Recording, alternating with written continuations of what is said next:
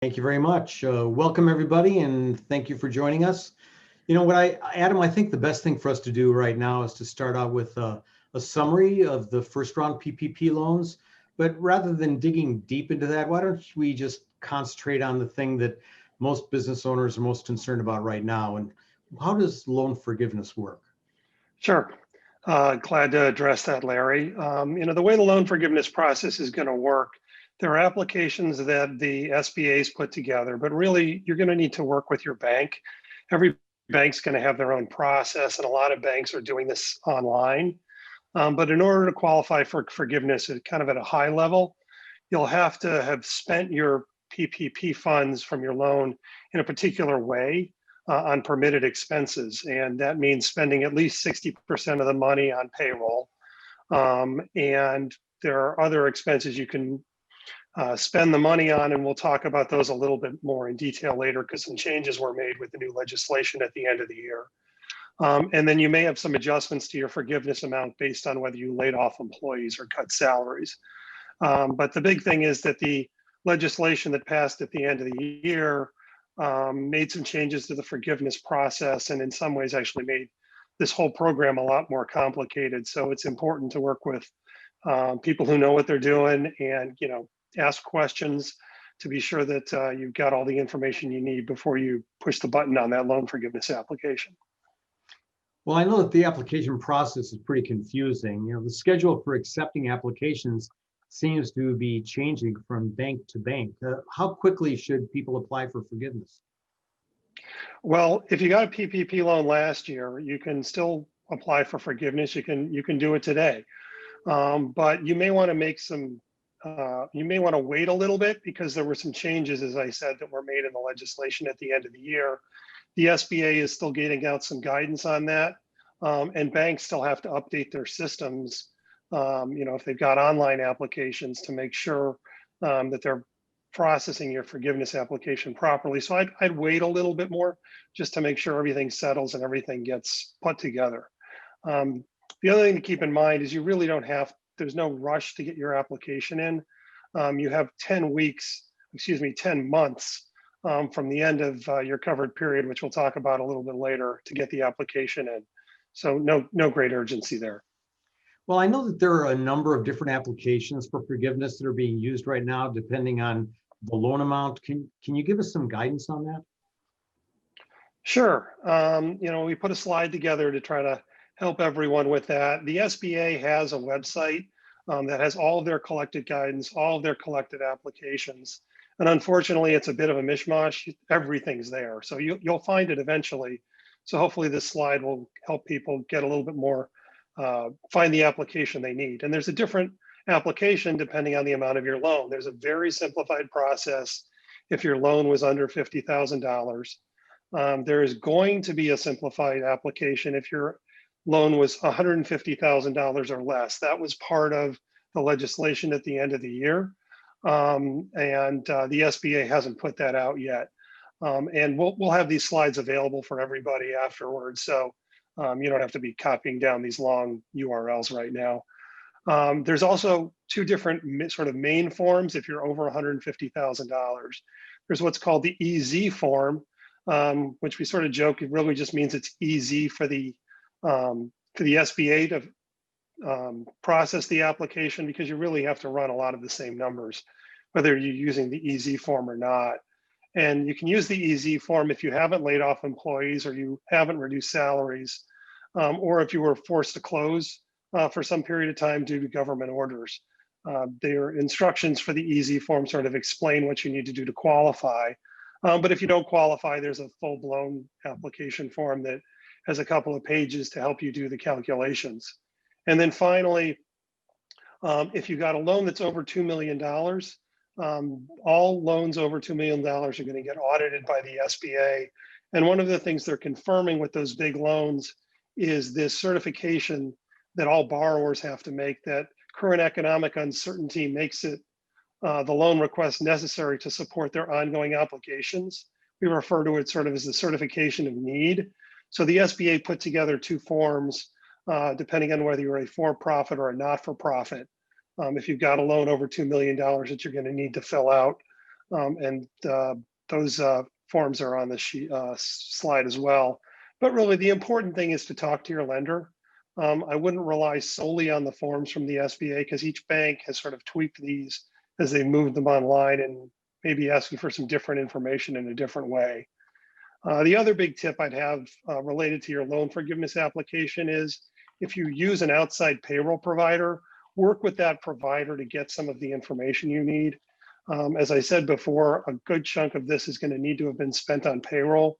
So your payroll provider should be able to give you the type of reports that you need to submit your loan forgiveness application. Okay, so Adam, when do people have to apply for forgiveness? I know there's a timeline on this, isn't there? Right. So as I said before, there's a 10-month deadline, and the key date is, the last day of your covered period. So that's when the applications are due. And if you haven't submitted a loan forgiveness application by the end of 10 months, then that's when your payments start. There was some confusion because in the initial payroll protection program, the deferral period for making payments was 6 months, but that was changed in the middle of last year. So now you have 10 months from the end of your covered period to start making payments or get that loan forgiveness application in. Okay, I've got to stop you for a second. So why don't you tell me what you mean by the covered period, okay?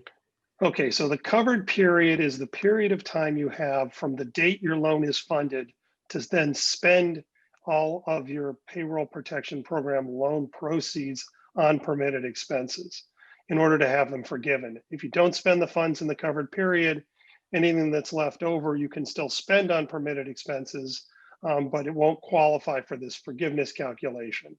Now, when the program started, that covered period was 8 weeks.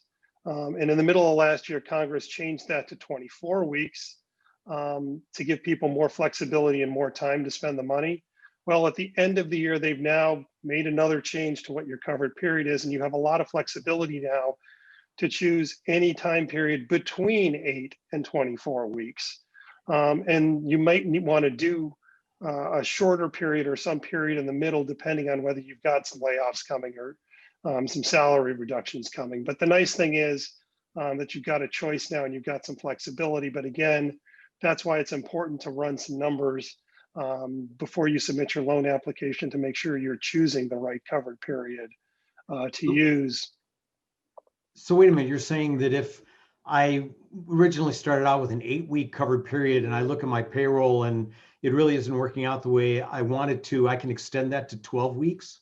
Yeah, I mean, right now you can, if you haven't submitted a loan forgiveness application yet, even if you're talking about a payroll protection program loan from last year, you can still use this sort of flexible covered period. And we spent a lot of time last year actually helping clients plan how to spend the money within 8 weeks, and then suddenly it was 24 weeks. And so now, anywhere in the middle might work out. So it's really going to be a question of running the numbers the right way. Okay, so I heard something the other day about an employee retention credit. Now, what is that and how does that really affect the loan forgiveness? So the employee retention credit is a payroll tax credit that was put into effect in the CARES Act. And originally, if you got a PPP loan, you could not claim this credit. So a lot of people didn't pay any attention to it. But in the legislation that passed at the end of the year, Congress said, you know what, we're going to allow people who had PPP loans to claim this credit as well. So there's a little bit of sort of backtracking, and it's just sort of complicated the process a little bit because what Congress said was, if you're claiming this employee retention credit, any payroll amount that you use to pay to determine the amount of that credit can't be used for PPP forgiveness. So the employee retention credit and the PPP loan forgiveness work together. The nice thing about this is the credit's refundable. So you've already paid the payroll last year. So it's worth going back and running the numbers to see if you qualify for the employee retention credit. And there's sort of two requirements or two alternative requirements. If you were fully or partially shut down due to government order, then you would qualify for the credit for the quarter in which that shutdown occurred and continued. Or alternatively, if you had a drop in revenue for any quarter, because compared to the prior year, then you're going to be able to claim the credit. Now, there's a difference in the credits for 2020 and for 2021. And this chart sort of explains the differences in the credits. So for 2019, for 2020, you need to see if you had a 50% drop in wages, and in revenues. In 2021, it's a 20% drop, but the amount that you can claim for the credit has gone up in 2021. In 2020, you could only claim it based on wages over the course of the whole year. So there was a really low cap of basically $5,000 per employee for the year. For 2021, and we'll be able to use this for the first quarter and the second quarter, that limit is now for the entire per quarter. So you can, take the credit twice. And it's now 70% of wages up to $10,000. So that's a $7,000 credit per employee. So I've got the information here in a chart. It's complicated. And again, because it interacts with the PPP program, you're going to want to run numbers to make sure that you're taking advantage of both of these programs in the most advantageous way possible.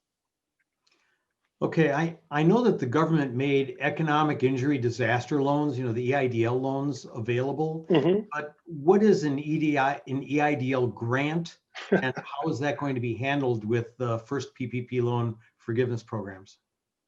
Sure. So the EIDL program's been around for a long time, but as part of the CARES Act, you were able to get a grant that's basically, you didn't have to pay back the loan. You applied through the EIDL loan process, but you could get a grant that didn't have to be repaid. And that generally was about $10,000. Early on, you might have been able to get a larger amount, but they very quickly were capped at $10,000. And what's important was for people who applied for PPP forgiveness last year, that EIDL grant, if they had one, was deducted from the amount of loan forgiveness. So in a way, that EIDL grant was almost turned into a loan. It was like a stub amount after forgiveness. So again, Congress decided, okay, take a step back. With the changes they made at the end of the year, that EIDL grant is no longer deducted from PPP forgiveness amounts. And legislation said that you could go back and get that money, even if you got this already, although we're still waiting for the SBA to issue guidance on that and how that's going to work. But if you got forgiveness last year and your EIDL was deducted, you should talk to your lender about how that's going to work for you so you can get the money back. Okay. I know that things have changed on deductibility of the PPP loan and the expenses that you've paid with PPP money. How have things changed, and what's the current guidance on that? Because it seems to be a moving target.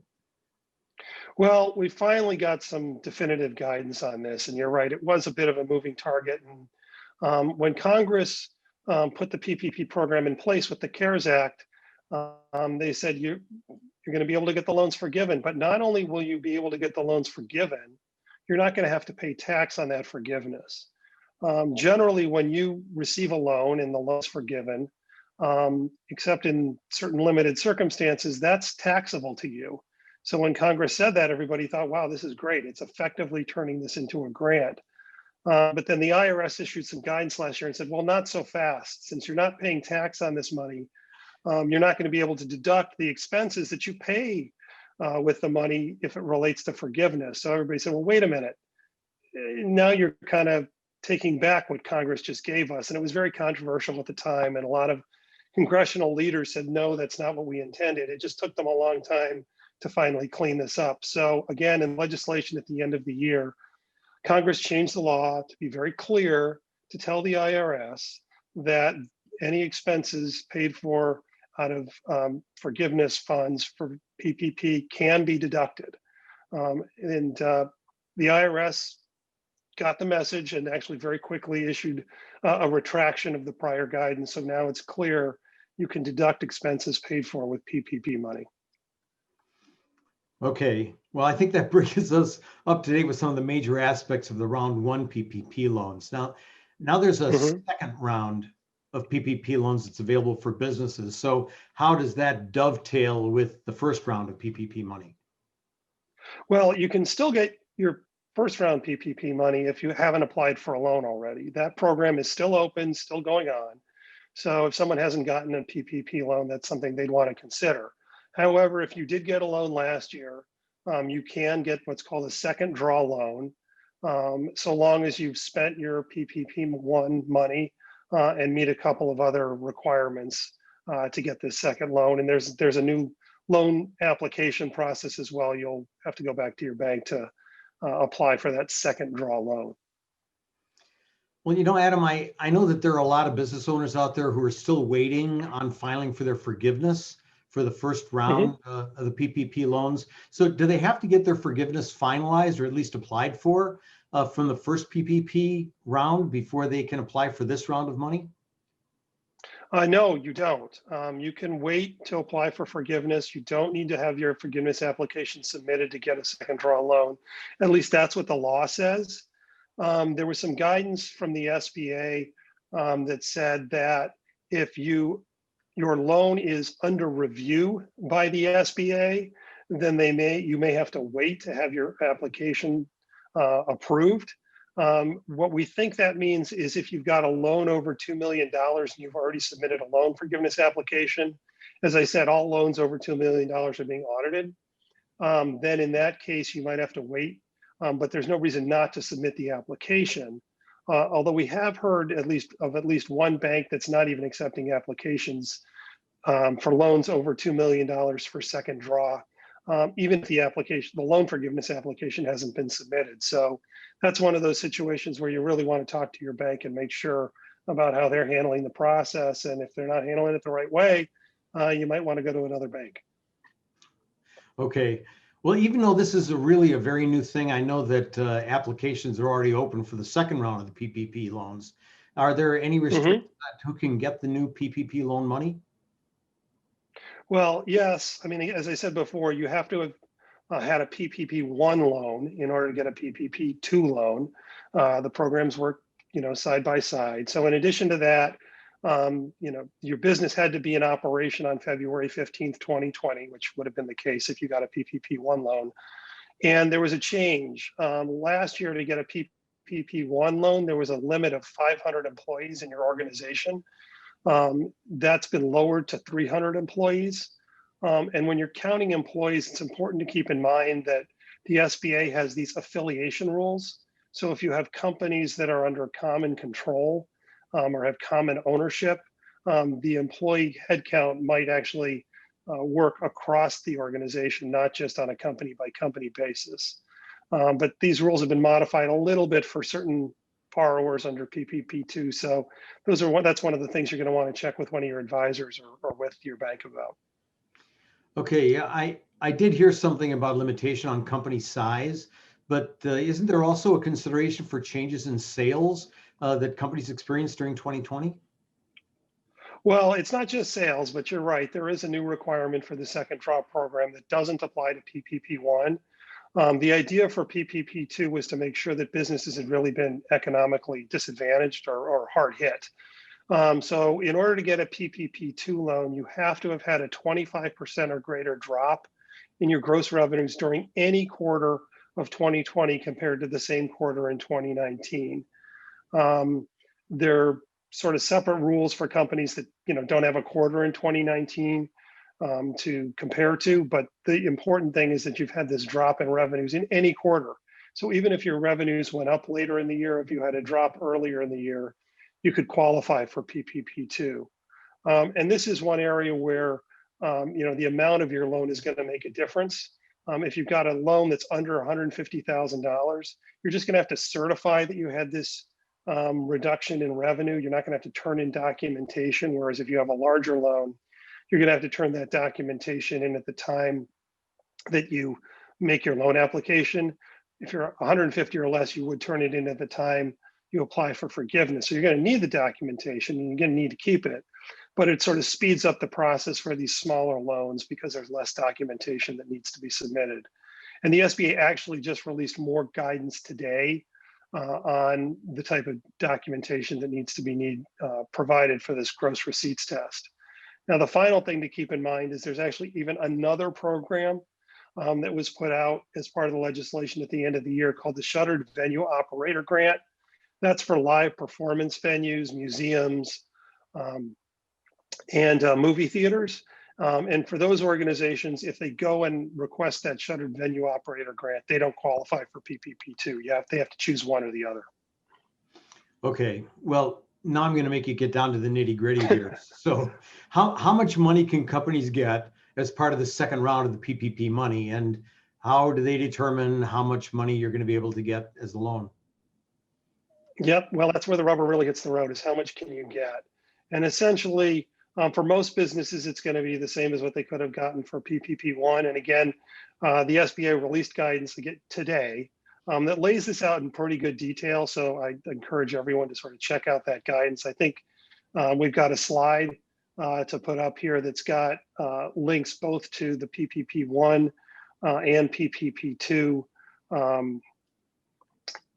There we go.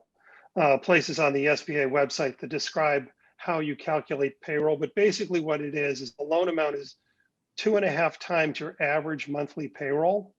And in the case of a PPP2 loan, you can use your average monthly payroll either for 2019 or 2020, whichever's higher, or you can go back during the 1 year period that starts on your funding date. I'm not quite sure how you do that because you'd have to apply before you funded, but that's what's actually in the legislation. The nice thing is actually for hospitality businesses, restaurants, hotels, that were a little harder hit, the multiple's a little higher. It's 3.5 times average monthly payroll, so they can get a little bit more money. But there are some caps in place. So for PPP1, the maximum loan amount was $10 million or $20 million for companies that were part of the same group. In the case of PPP2 loans, the cap's $2 million and $4 million for a group. So again, as I said before, if you're working with an outside payroll service, they can probably help you pull together the information you need to get this average monthly payroll number pulled together. And the guidance that came out today is also very specific about what tax forms would need to be submitted to calculate your average monthly payroll, be it your 941 form to show the amount of payroll for employees, or your state tax reports also, your company tax returns for some insurance and retirement contributions that can be counted. And then if you're a partnership or a sole proprietorship, you're going to need the K1s for a partnership or a sole proprietorship. You're going to need the Schedule C off of the owner's individual tax return to show those numbers. Okay, I know that there are some changes based on what the tax structure is like for the company. So how are payroll costs for owner employees determined as far as the loan amount's concerned? Yeah, that's something that was very confusing the first time around on PPP1, and the rules even changed midstream. So it's very important to know how your entity is taxed, whether it's taxed as a C corporation, an S corporation, a partnership, or a sole proprietorship. And I see a lot of people get confused. They say, I'm an LLC, which one of these am I? And an LLC could be any one of those four. So you really need to check with your tax advisor to make sure you're thinking about it the right way. If the company is a C corporation or an S corporation, then the owners are going to be treated just like any other employee for purposes of determining the amount of payroll. But if you're a partnership, there's a formula that's based off of the self-employment net earnings on the K1 for each partner. And for sole proprietorships, it's based off of a line on Schedule C. So you have to have been profitable if you're a sole proprietor in order to actually get a PPP loan. You had to have been profitable in 2019.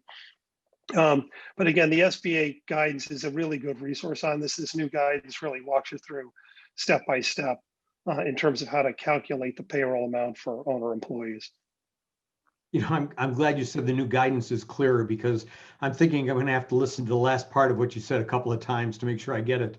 So with all of that being said, there's a really important part to all of this, and that is when our applications open so I can apply for this.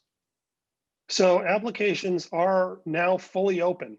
They sort of rolled this out last week. There were applications were open for some small community organizations.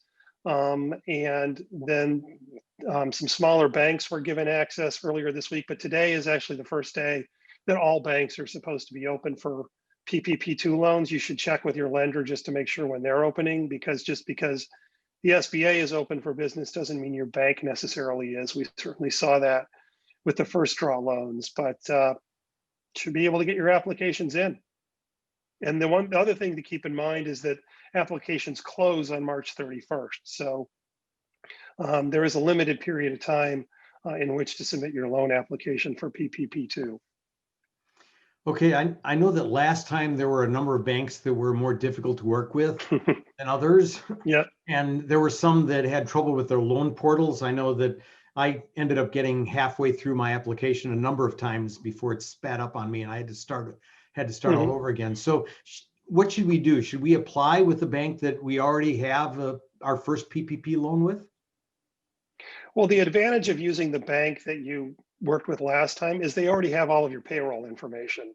If you want to rely on your 2019 payroll information in order to determine the amount of your PPP loan, then going back to the same bank will save you time, assuming that bank is open and accepting applications. If they're not accepting applications, you may want to talk to another bank, but just recognize you're going to have to submit all the payroll information in order to get your loan. You know, Adam, last time they started with some pretty strict limitations on what people could use their PPP money for. And then it seemed that things relaxed a little bit after that. Are there any specific limitations on how you can spend the money on this round of PPP loans? Well, it's actually the change made in the legislation at the end of the year opened this up for everyone, both PPP1 and PPP2 loans. So last year, under the PPP1 program, you could spend the money on payroll. You could spend it on the employer side of health insurance and retirement plan contributions for your employees. You could spend it on mortgage interest so long as the loan was in place on February 15th. Same thing with rent, and you needed leases to be in place on February 15th. On utilities, and then also on state and local employment taxes that the employer paid. The SBA initially had said you had to spend 75% of the money on payroll. That got reduced to 60%. And then Congress codified that requirement. So the 60% requirement is now the rule for both PPP1 and PPP2. But the other thing that happened, and this again applies for both PPP1 and PPP2, is some additional categories were added for what you can spend your PPP money on. The first one is insurance for your employees. So group life insurance, disability insurance, vision and dental insurance. We got questions all the time about whether health insurance included those things. And now Congress has said specifically, yes, you can use PPP money for those types of insurance as well. And then this was kind of an interesting one, operating expenses.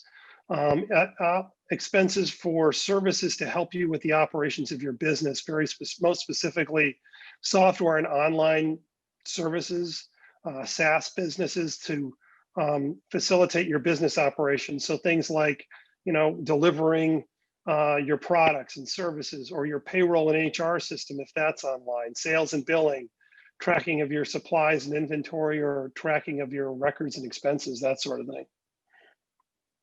So wait a minute. Wait, you're saying that the monthly fees that I'm paying for my accounting software, whether that be QuickBooks Online or NetSuite or any of the Microsoft products, you mean that monthly fee for the software can be deducted? Well, yeah, that's something, well, it was always deductible as a business expense, and now that's something you can probably use your PPP money for as well, because it's supporting your business operations. There were some other things that came in too. Unfortunately, we had all of that unrest last year, and there were a lot of businesses that were affected. Businesses were destroyed, property was lost. So PPP money can be spent on uninsured costs for property damage that resulted from vandalism and looting during those public disturbances last year as well. There are a lot of other expenses the businesses had to go through to protect their employees last year, changes for their plants, additional equipment that they had to pay for. What about those kinds of things? So PPE costs are included as well. So those are now permissible PPP expenses. So costs that businesses have incurred to comply with government orders, things like, installing drive-throughs, adding ventilations and filtration systems, putting in sneeze guards, expanding their business space so people could social distance, providing health screenings for employees. Those sorts of things now are covered as well. And then there was also a provision that allows PPP money to be used for payments to suppliers for essential goods, so long as it relates to contracts that were in place at the time you got your loan. So at the start of your covered period. So the category of expenses that PPP money can be spent on has been greatly expanded. But again, you still need to be spending that 60% on payroll. Okay, well, one of the things I'd like you to get into now is probably an all-important part of this last PPP program, and we talked about this before with round one, and that's forgiveness. Is the forgiveness calculation going to be different for the second round than it was for the first round of the PPP? Well, PPP2 loans, as you mentioned, can be forgiven just like PPP1 loans. And as we said, those expenses can be deducted now that we've got clarification. But these additional categories are going to be really important because of the earned income, the employee retention credit. That credit, as I said before, you can't take amounts that you're using for the employee retention credit and apply them to PPP. So there's now a chance you might not spend 100% of the money on payroll that you want to go into forgiveness. These additional categories of expenses are going to be important. So again, now that we've got some more flexibility and we've got access to the employee retention credit, the calculations may get a little bit more complicated this second time around with loan forgiveness. Well, I know that on the first round of the PPP, there were some limitations in the amount of salaries that could be paid and forgiven under the program. Are there still limitations? Are the limitations the same on the round two loans? Yes, the same limitations still apply. So you're only going to be able to take up to a pro rata share of $100,000 in annual compensation to an employee when figuring out the amount of payroll that's going to be included in the forgiveness amount. But you can also take the amounts that the employer pays for retirement plan contributions and health insurance contributions. Those aren't subject to that cap, but they're considered payroll expenses for purposes of that 60% test.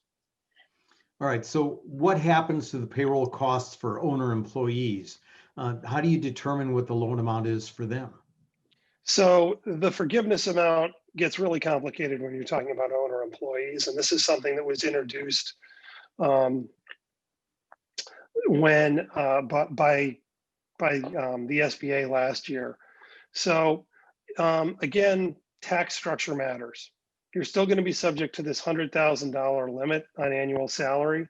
But if the company is structured as a C corporation or an S corporation, you have to look at compensation either in 2019 or 2020 for the owner employee. And the cash compensation and retirement contributions by the corporation are treated differently, whether you're a C corporation, if you're an S corporation. If you're a C corporation, you can include health insurance contributions too. And then it gets really, complicated with partnerships and sole proprietors. Again, the SBA guidance on this is helpful. It's going to be similar to the way that you determine the amount that was included in the loan amount. That's going to be what you're going to use when you're figuring out the forgiveness amount. And I know a lot of sole proprietors don't necessarily pay themselves a salary. They take out a certain amount, from time to time as money's available. And the important thing to keep in mind if you're a sole proprietor is that it's going to be based on this formula based on your 2019 Schedule C. So you're going to know what the amount is going in. And the important thing is that you do need to pay yourself that amount during your covered period. So if you're making draws and you're trying to plan for when you're going to have money available, just be sure that you're taking out money for yourself based on that formula during your covered period so you can count it in your loan forgiveness. Okay. In round one of the PPP, there was a parallel program for EIDL loans and grants, which we had talked about a little bit at the start of the program. What's happening with that with regard to round two? Sure. So the EIDL loans are still available. That's actually a program that's been in place for a long time at the SBA. They just tweaked it a little bit for COVID-19. Those loans come directly from the SBA, and the SBA has applications live on its website right now if you want to get an EIDL loan. The only thing to keep in mind is those loans are not forgivable, but they're 30-year loans with attractive interest rates, and they can be used for capital, working capital and operating expenses. So they're a little bit different than PPP loans. So you can, in the right situations, you may be able to get a PPP loan and an EIDL loan as well. But there were a number of business owners that I know that considered the EIDL grant program a real lifeline. So it's still going to be available for round 2? So the EIDL grant program has changed. The grants that were available in 2020 are no longer available. And what Congress did with the legislation at the end of the year is they really narrowed those grants. They now have what they call targeted EIDL grants for 2021. And those are only available for businesses that were in operation on January 31st of 2020 that employ no more than 300 employees that were directly affected by the pandemic and are located in low-income communities. And there's a specific definition of what that means. And then finally, they have to have had a 30% drop in gross receipts. So under PPP, you needed to have a 25% drop here. If you had a 30% drop in gross receipts, you can get this targeted EIDL grant, but also it measures based on a different period than PPP. You look at any 8-week period between March 2nd, 2020 and December 17th, 2021. And as long as you've had that 30% drop during the same 8-week period in the prior year, you can get one of these targeted EIDL grants. The only thing to keep in mind is if you did get a grant in 2020, that's going to be deducted from the amount that's available under these targeted grants in 2021. Okay, so the EIDL grant isn't something that you can get a second time, like you can get a second PPP loan.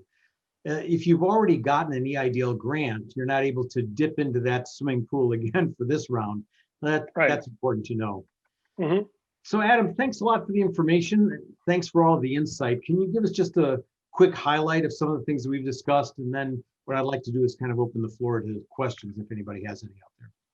Sure. So one thing to keep in mind is PPP loans are still available. If you didn't get one last year, you can still go out and get a PPP loan under the PPP program with the higher, potential loan amounts. If you did get a PPP loan, you may qualify for this PPP 2 program if you had a qualifying drop in revenue. Whatever you're doing with your PPP loans, before you go and apply for forgiveness, you should think about whether it makes sense to also apply for the employee retention credit, in which case you're going to want to make sure you're running the numbers to be sure that you're going to maximize the amount of forgiveness that you're getting as well as the credit. And if you had an EIDL grant under PPP 1 and you've already applied for forgiveness or gotten your loan forgiveness, make sure you go back to your bank and see about getting that amount refunded to you, because as I said, those are no longer deducted. And the other thing to keep in mind is, with these deductible expenses now under PPP, you may have been doing projections for your taxes and for paying in your estimated taxes, assuming that the PPP expenses were not going to be deductible. Now that they are, that kind of frees up that cash right away. So it may be worth doing some renewed projections. Talk to your financial advisors, bring in somebody like you, Larry, who can run financial projections, help with overall planning for the business to make sure that the money's getting spent the right way, the calculations are being done the right way, and that you're keeping an eye on cash flow. Okay. Amy, do we have questions for Adam? We do have a question from David Dominguez. I'm going to open up and just allow him to talk real quick because it sounds like it's a situational question. Okay. So you want to go ahead, David? Okay, so Adam and Larry, so I've got a situation where, an owner owns 3 different companies, and company 1 processes all the payroll. They have the ADP payroll. So they filed for a first round PPP, this total payroll costs. now as they look at their 25% drop in revenue benchmark, company 2 meets that, basically is deserving of a PPP for second round, but they never filed the original first round, and they get their payroll based on the allocation of the payroll costs that gets billed to them as company 2. So in that scenario, what are your thoughts on that? And will they have to file for round 1 to get round 2? And is getting that allocation of payroll costs, is that going to inhibit them from getting this round 2 of PPP? It's interesting, David. We had a client in kind of a similar situation where we had a holding company that got a PPP loan based on the employees at all of its lower tier entities and subsidiaries. And unfortunately, the guidance, I think we're going to need a little bit more guidance on that one. It's not completely clear how that's going to work. I mean, mechanically, I would say if the company that's got all the payroll didn't have a 25% drop, well, that's technically the PPP borrower. And so that would be the company that would apply for PPP2. The thing that's strange is, the subsidiary that did have the drop, well, I guess all of their employees are actually counted at the first company, so they wouldn't even be able to apply for a PPP1 loan. So, the interaction of those two things makes it seem like it might be a little bit more limiting, but I think we need more guidance from the SBA in terms of how these affiliated situations are going to be handled. Yeah, they are separate companies, and company 1, all they do is basically process the payroll and do some headquarters stuff, and so they're not going to have that 25% drop in revenue, because payroll costs are pretty flat quarter to quarter. Right. Yeah. So hopefully we'll get some clarification from the SBA on that one, but yeah, it is kind of a, it sounds like it might be something that falls through the cracks here. Okay. Adam, we've got another question. Somebody asked if you could review again how SEP IRA payments might end up being part of a PPP loan amount. So I haven't done a lot of work with SEP IRA payments in terms of how they fit in. There probably is some SBA guidance on that, but that would fit into these retirement plan contributions, because contributions by the employer to a retirement plan are forgivable PPP expenses. Unfortunately, I can't answer that off the top of my head, but I'm happy to circle back with the person asking the question, and we can dig out the SBA guidance on that. Okay. And one other question, and then I think we're getting ready to close up. Can you cover the difference between incurred liabilities versus paid as it relates to forgiveness? What's the requirement? Sure. Forgiveness? Yeah, this was a big question and a big mystery early on in the PPP program, because you had costs paid or incurred during your covered period were allowed to be included. And we weren't sure if they really meant or they meant and. And as it turns out, the SBA guidance came out and said, we're going to be very generous, and we're going to allow you to take both costs that have been paid during the covered period and costs that were incurred. Now, when the covered period is expanded to 24 weeks, it became less of an issue in a lot of cases, because remember, the amount that was funded was basically 10 weeks of payroll. Well, if you had 24 weeks to pay 10 months of payroll, you could probably get it all paid in the covered period. But there is some guidance out there about things like, if your payroll payment period was like 2 days into your covered period, you could actually pull in payroll from before your covered period. And if your payroll period ended after your covered period, you could sort of accrue some portion of that, even though it was paid after your covered period. So there's some specific rules on it, but really it's clear now that so long as an expense is either paid during your covered period or incurred during your covered period and paid within a reasonable period of time, or at your next payroll, if it's a payroll amount, it can be included in your loan forgiveness amount. Okay, that's great. So I want to thank everybody for taking your time to join us today. Please feel free to reach out to either Adam or me for any additional questions that you may have or information. We will send out an email in the next couple of days with the link to this presentation so that you can go back and listen to it again if there are any issues that you wanted to kind of refresh in your own mind, or especially to get the links that were available. And we'll also send those slides out to everybody with those links, because I know it's going to be a lot easier to pull those off and use those as part of a presentation, a slide presentation that was sent out. So thank you very much for attending, and I wish you all good luck and a good year.